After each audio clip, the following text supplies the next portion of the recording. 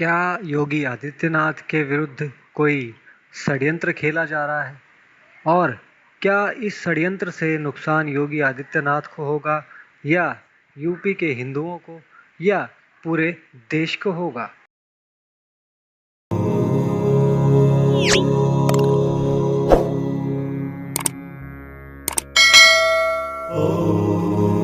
दोस्तों, हम सभी देख रहे हैं कि काफ़ी दिनों से योगी आदित्यनाथ के विरुद्ध पूरा खेल रचा जा रहा है और कारण है 2022 में होने वाले यूपी के चुनाव। अब इन चुनावों में यदि योगी जी की छवि को खराब नहीं कर पाए तो इन्हें हटाना संभव नहीं होगा। इसलिए बड़े सारे खेल खेले जा रहे हैं। बाहर से जो खेल खेले जा रहे हैं वो तो है ही, लेकिन भाजपा के भीतर से भी खेल खेले जा रहे हैं। उत्तर प्रदेश में ज़्यादातर विधायक योगी आदित्यनाथ की सरकार से नाराज हैं। नाराजगी में पत्र लिखकर सोशल मीडिया पर भी डाल रहे हैं और उस पत्र को आधार बनाकर बिकाऊ मीडिया का एक वर्ग मुख्यमंत्री योगी आदित्यनाथ की कुर्सी हर दिन छीनता रहता है। यह विधायक इसलिए नाराज नहीं है कि उन्होंने जिलाधिकारी और मुख्य चिकित्सा अधिकारी को किसी अस्पताल में ऑक्सीजन प्लांट लगाने को कहा और उनकी बात को तवज्जो नहीं दी गई। यह विधायक इसलिए भी नाराज नहीं है कि इन्होंने जनता से जुड़ी किसी समस्या के समाधान के लिए शासन को पत्र लिखा और उस पर कोई सुनवाई या कार्रवाई नहीं की गई, बल्कि यह विधायक इसलिए नाराज हैं कि इनकी सरकार होने के बाद भी यह अपने चहेते डीएम, एसपी, सीओ, एसडीएम, थानेदार की नियुक्ति नहीं करा सके। खनन, टेंडर और ठेके अपने लोगों को नहीं दिला सके। ज़्यादातर विधायक इसलिए भी नाराज हैं कि टिकट पाने और चुनाव जीतने के लिए जितनी बड़ी धनराशि खर्च करनी पड़ी, उतना भी कमाना मुश्किल हो गया। इन विधायकों को एक ऐसे अदद मुख्यमंत्री की दरकार थी जो खुद भी कमाए और उन्हें भी कमाई करने में अपना सहयोग दे। योगी जी इस मानक पर तो बिल्कुल खरे नहीं उतरे और वह इस काम के लिए घृणा के भी पात्र बने। भाजपा कार्यकर्ता भी नाराज हैं कि वह सपाइयों बसपाइयों की तरह थानेदारों को गाली नहीं दे सके, कहीं जमीन कब्जा नहीं कर सके, अपराधियों की पैरवी नहीं कर सके। इसी का परिणाम है कि सरकार के अच्छे कामों को संगठन जनता तक पहुंचाने में पूरी तरह असफल रहा, क्योंकि तमाम लोग नाराज हैं। दरअसल योगी आदित्यनाथ जी पूरी तरह पॉलिटिकल व्यक्ति नहीं है।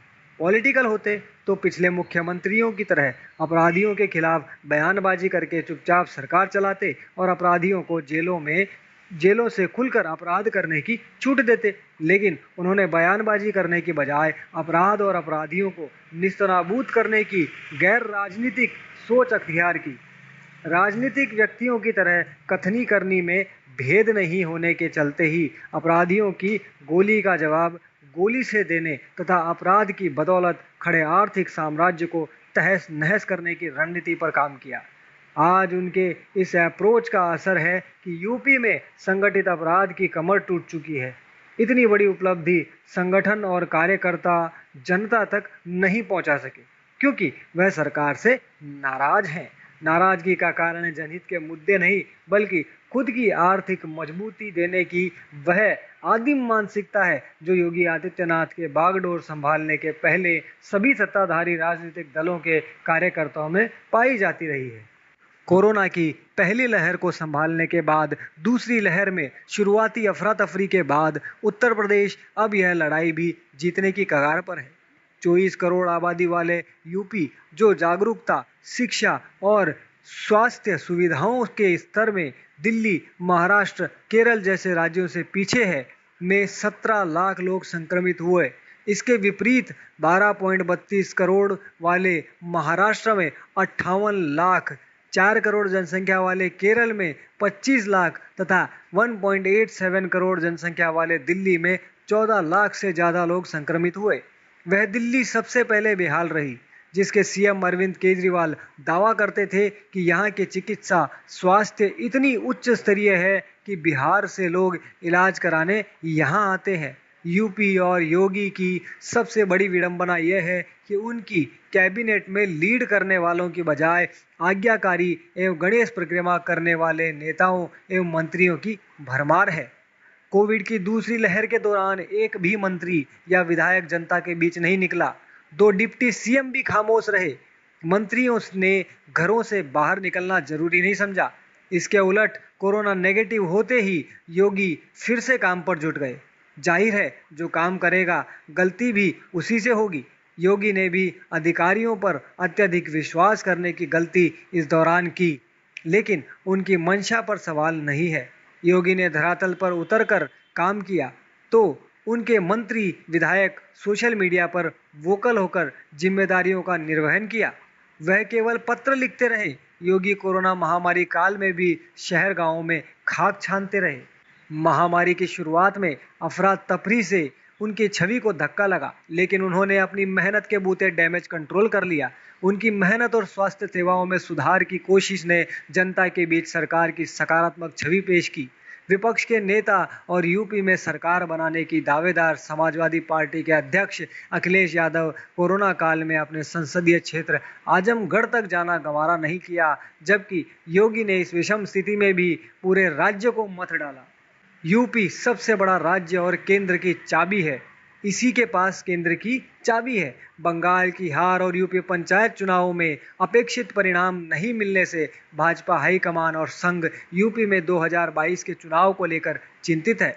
सरकार और संगठन के बीच तालमेल की कमी की जानकारी उन्हें भी है।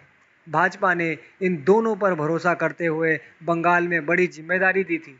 संघ सर कार्यवाहक दत्तात्रेय होश बोले भी पंचायत चुनाव के परिणाम से चिंतित है, क्योंकि जनता के बीच सरकार के कामकाज को लेकर नाराजगी नहीं है, बल्कि संगठन का निष्क्रिय होना उनके लिए परेशानी का सबब है। संगठन योगी सरकार के कामों को जनता तक पहुंचाने में अब भी लापरवाह रहा है। मीडिया का एक वर्ग भले ही पिछले 1.5 साल से हर रोज योगी की कुर्सी छीन ले रहा हो, लेकिन यूपी भाजपा को भी यह स्पष्ट संदेश दे दिया गया है कि उन्हें 2022 का विधानसभा चुनाव मोदी योगी के चेहरे पर ही लड़ना होगा। संघ और भाजपा हाईकमान इस बात से बिल्कुल आश्वस्त हैं कि योगी के दामन पर भ्रष्टाचार का एक भी दाग नहीं लगा है, जबकि उनके ज़्यादातर मंत्री जनता की सुविधा बढ़ाने से ज़्यादा ध्यान अपनी खुद की और परिवार की निजी हैसियत बढ़ाने में जुटे हुए हैं। 4 साल में योगी खुद को कठोर प्रशासन के साथ हिंदुत्व के ब्रांड के रूप में स्थापित करने में सफल रहे हैं। उनकी यह छवि भाजपा के लिए बहुत ही महत्वपूर्ण है। अपनी कार्य पद्धति, साफगोई और ईमानदार शैली से योगी भाजपा शासित प्रदेशों के मुख्यमंत्रियों से मीलों आगे चल रहे हैं। वह वर्तमान स्थिति में भाजपा के टॉप 5 नेताओं में शुमार हैं। यूपी के बाहर भी प्रधानमंत्री नरेंद्र मोदी और गृह मंत्री अमित शाह के बाद योगी आदित्यनाथ जी की ही मांग है। योगी के पास खोने के लिए कुछ नहीं है। जिस तरीके से उन्होंने गोरखपुर क्षेत्र में इंसेफेलाइटिस जैसी जानलेवा बीमारी का समूल नाश किया, उसी तरह वह यूपी से उन बीमारियों का नाश करने में जुटे हुए हैं जो इस प्रदेश के विकास में बाधक है। जनता के लिए योगी संवेदनशील मुख्यमंत्री साबित हुए हैं। योगी ने गरीब तबके के साथ अनाथ बच्चों की परवरिश को लेकर जो संवेदनशीलता दिखाई है, उसका भी जनता में सकारात्मक प्रभाव है। अब यूपी की जनता को सोचना होगा कि आने वाले चुनाव में क्या यूपी के योगी के सामने कोई दूसरा खड़ा भी हो सकता है। क्या उन्हें यूपी को आगे बढ़ाना है या पुनः एक बार पीछे की तरफ ले जाना है, ये यूपी की जनता को सोचना होगा। जय श्री राम, वंदे मातरम, भारत माता।